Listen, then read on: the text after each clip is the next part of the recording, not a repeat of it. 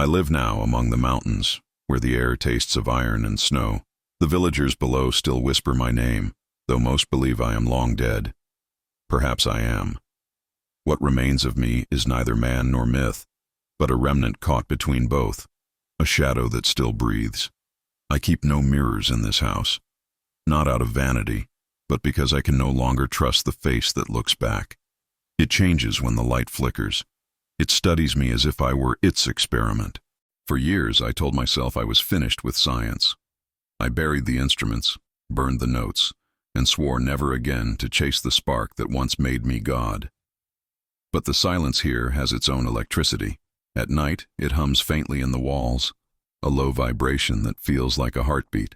Sometimes I think it's the wind. Other times I know better. There are nights when I wake to the smell of burning copper. The same scent that filled the laboratory the night life answered my call. My hands tremble then. I see them in the dim candlelight, the veins, the tendons, the twitch beneath the skin, and I feel a flicker of recognition, as if they no longer belong entirely to me. I whisper my own name, to remind myself who is speaking. It helps, though not for long. You see, the world has forgotten what I did. They turned it into legend. The madman who dared to defy death. But the truth was never madness. It was love twisted into arrogance. I only wanted to end the suffering I saw in the eyes of the dying. I thought I could give humanity a gift. Instead, I created something that reflected everything I refused to face. The ugliness of my own heart.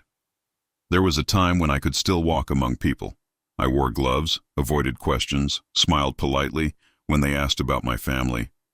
But there is a moment, a very specific moment, when isolation stops being a condition and becomes a punishment. It's when silence starts answering you.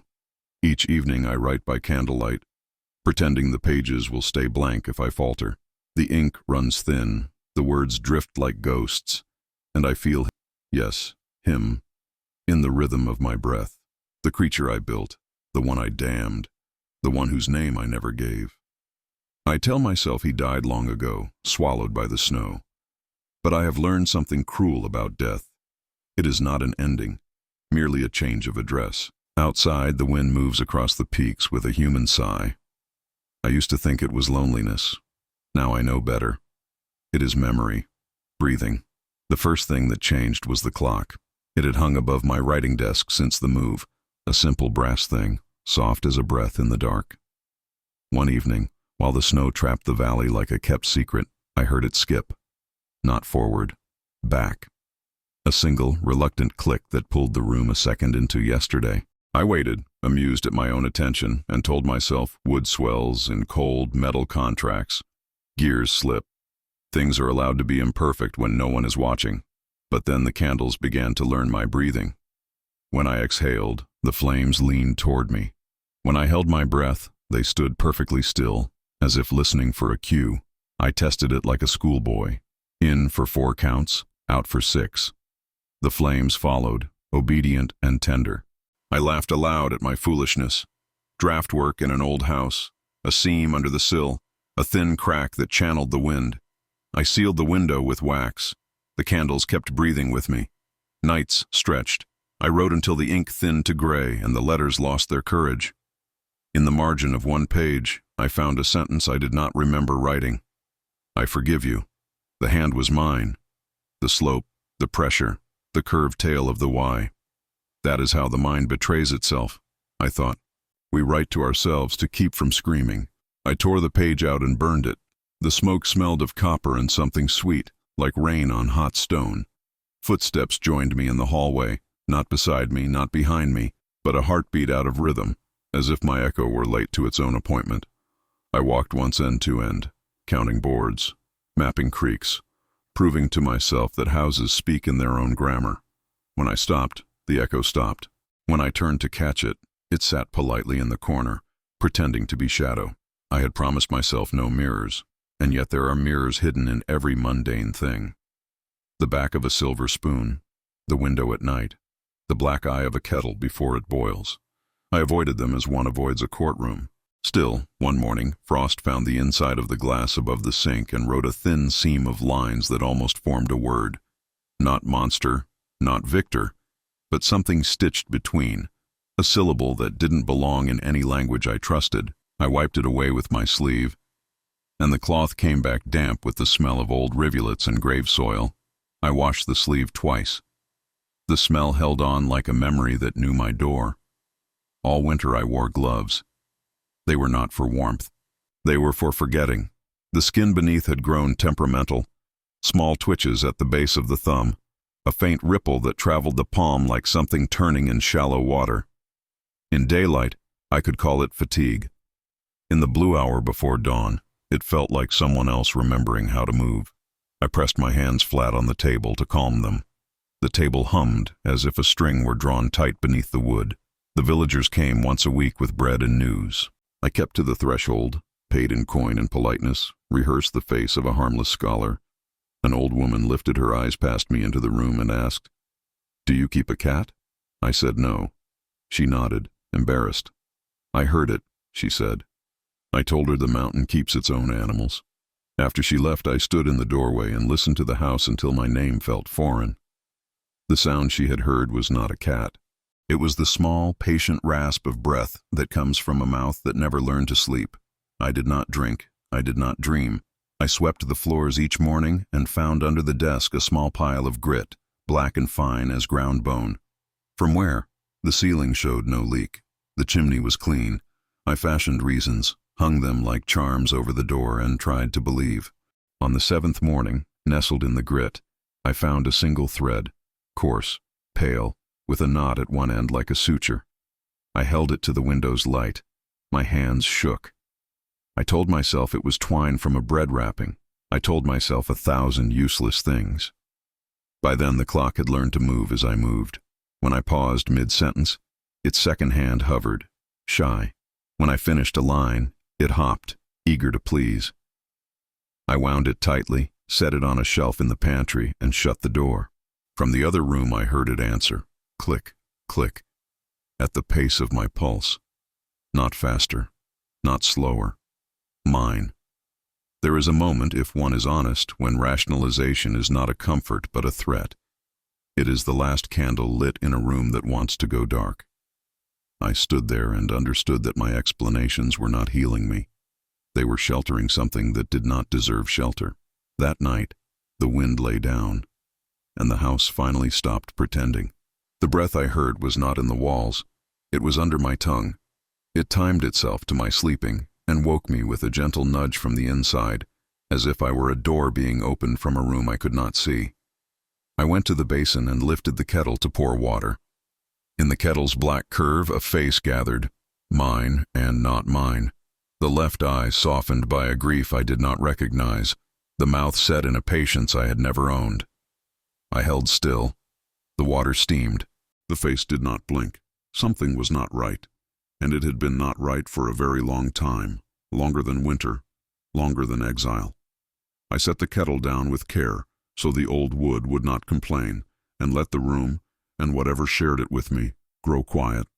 Sleep abandoned me altogether.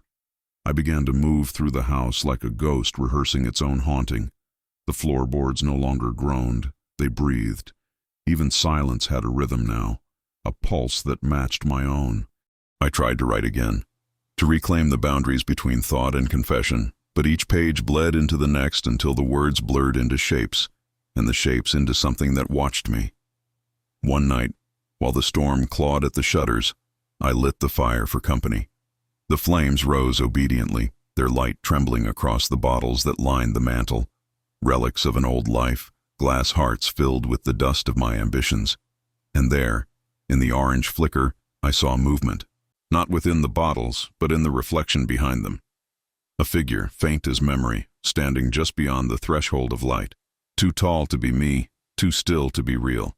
I turned, slow and deliberate, afraid of confirming what I already knew. The room was empty, only the fire breathing. Only me. But when I looked back at the glass, the figure remained. Closer now, clearer, its eyes patient and wet with understanding. I whispered, "What do you want?" The lips in the reflection moved with mine. Not what. Who? I began hearing him in the pauses between thoughts, like an echo rehearsing before the word arrives. His voice was not cruel, it was calm, almost tender, as though he pitied me. "You gave me shape," he would say, "but I gave you meaning." I tried to reason with my own mind. Isolation breeds hallucination, guilt writes its own ghosts, but logic trembles when the body remembers something the mind denies. My hands had grown stronger in the night, the veins thicker, the grip unyielding. I caught my reflection once, and for a breath too long, it did not move with me. It blinked when I did not. Days began to fold into themselves. I found myself outside without recalling how I'd left the house. Snow lay heavy on the ground, yet I could trace footprints, single file, leading away and returning, each print larger than mine. I knelt to measure them. The snow inside was warm. He spoke to me more openly then, not as a ghost, but as a companion. "You were lonely long before I was born," he said. "You made me to carry the weight you refused to feel." I told him he was only a fragment, a wound given voice. "If that were true," he answered, "why do we share the same heartbeat?" I began to test it. Pressing my fingers to my wrist, I would wait for the pulse, steady, human, mine, and then the faint delay, a second rhythm beneath it, deep and deliberate, like something sleeping beneath the floorboards of my skin. Two hearts, one truth, creator and creation, neither whole. Once, in desperation, I smashed the mirror I had avoided for years. The shards scattered like frozen stars. Each piece caught a sliver of my face, 1,000 fragments of identity staring back. But in one fragment, near the edge of the frame, the reflection smiled when I did not. I crushed it beneath my boot, and the smile lingered on the soul, a print of mockery and mercy. The voice no longer came from within. It filled the house, soft, familiar, everywhere at once. "You left me in the snow, Victor. You let me freeze alone. But death is a door, not a wall. You stepped through first. I merely followed. At first I resisted.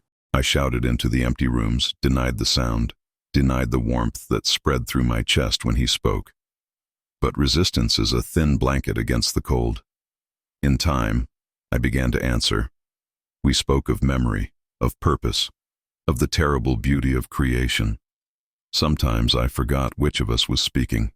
When I closed my eyes, I saw his hands, my hands, stitching light into flesh, pleading for love where none was deserved. When I opened them, I saw only the mountains, quiet and endless, mirroring the curve of a spine bowed in prayer.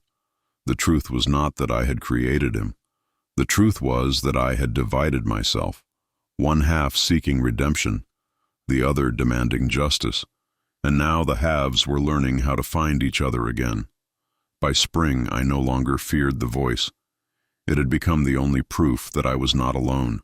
At night, when the fire dimmed and the wind curled around the house like an animal finding its way home, he would whisper, "We were never enemies, Victor. We were one breath, interrupted." And I began to wonder, if he forgave me, would I vanish, or would I finally become whole? The night I chose to end it, the mountains held their breath. No wind, no fox cry, no restless hymn from the pines. I took the key from the nail by the hearth and opened the room I had refused for years, the one with the iron table and the ghosts of thunder trapped in its metal. Dust bowed as I entered. Bottles stared like patient eyes. The air tasted of old lightning. "I am here," I said, and set the candle in the center of the table. Its flame swayed once, then steadied, as if agreeing to witness. Behind me, the door closed on its own with the courtesy of a servant who knows the last act has begun. "You remember me as Winter," he said. "Not from the walls now, but from the place my name lives. Remember me correctly." "I remember warmth," I answered. "You looked at me like a child looks at rain, as if I were the first thing that had ever been kind."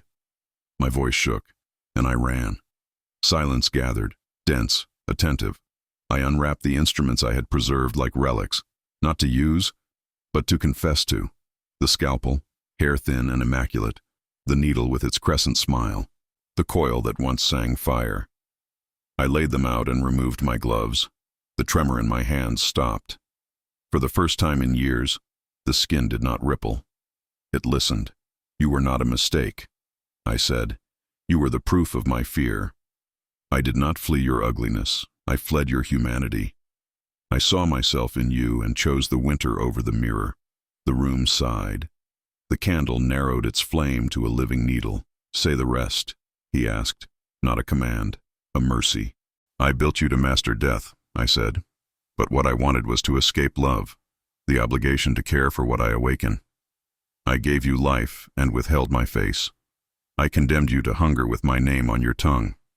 The second heartbeat that had haunted me lifted, wavered, and then, for the length of a breath, stopped. The house did not move. Even the dust hung in its own falling. There it is, he whispered. The truth is the current I waited for.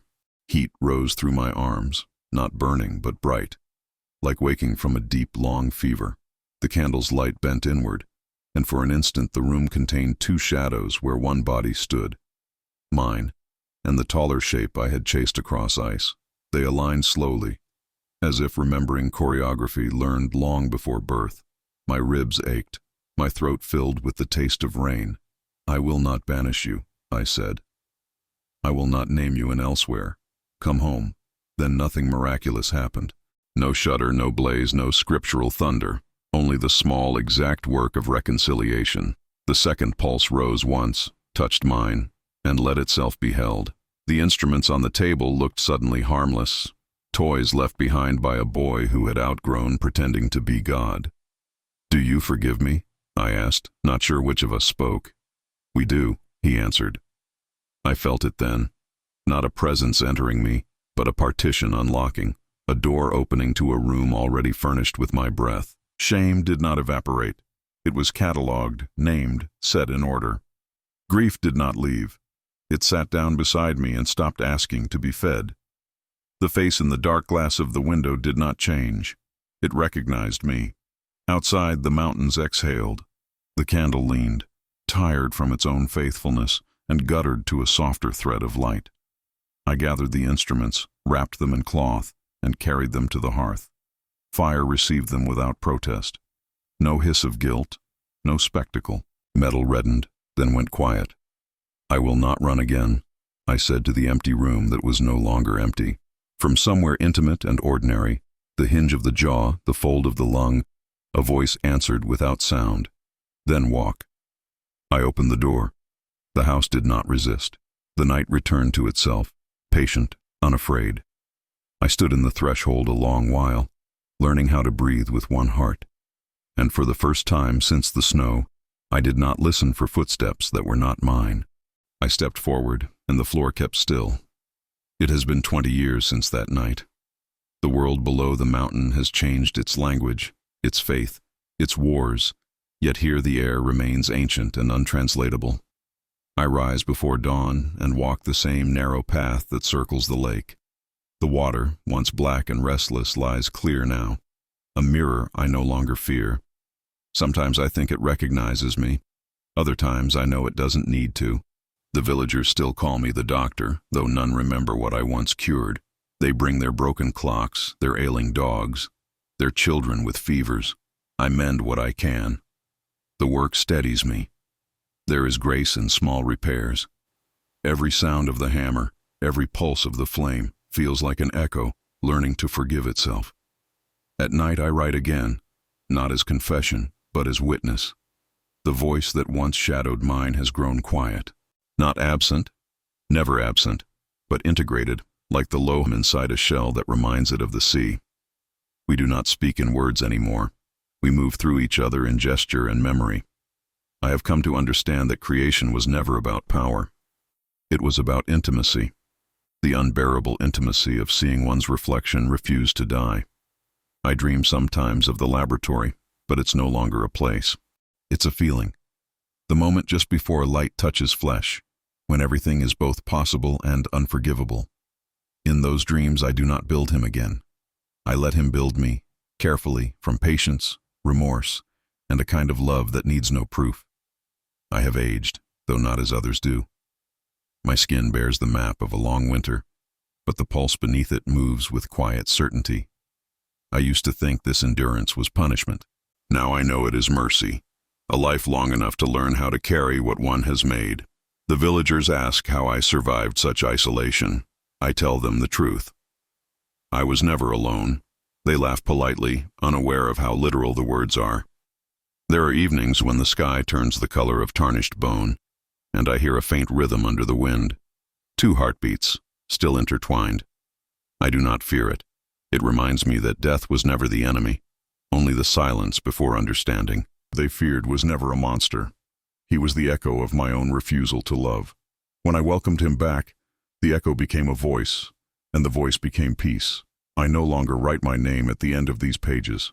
It feels unnecessary, like signing a letter to oneself. Whoever finds this will not know which of us wrote it, and that is as it should be. We were never meant to be told apart. The house is smaller now, gentler. The laboratory is gone, its floor turned into a garden where small white flowers push through the ash. I tend to them each morning. Their stems tremble in the wind like living filaments, catching light in ways that feel almost deliberate. When I kneel among them, I sometimes whisper, "You're free now." And from somewhere inside, a familiar warmth answers, "So are you." I have stopped measuring the days. Time itself feels like another invention, one I no longer need to perfect. I eat, I mend, I walk, I listen. That is enough. Redemption, I've learned, is not an event. It's the slow recognition that nothing created in love is ever truly lost. As I write these last lines, the lake begins to freeze at its edges. The reflection of the sky breaks softly, like glass deciding to remember its former shape. I watch my breath leave my body and drift across the water. It doesn't vanish. It joins the mist, the air, the memory of snow. If anyone asks what became of Frankenstein's monster, tell them the truth. He never followed me home. He was already here,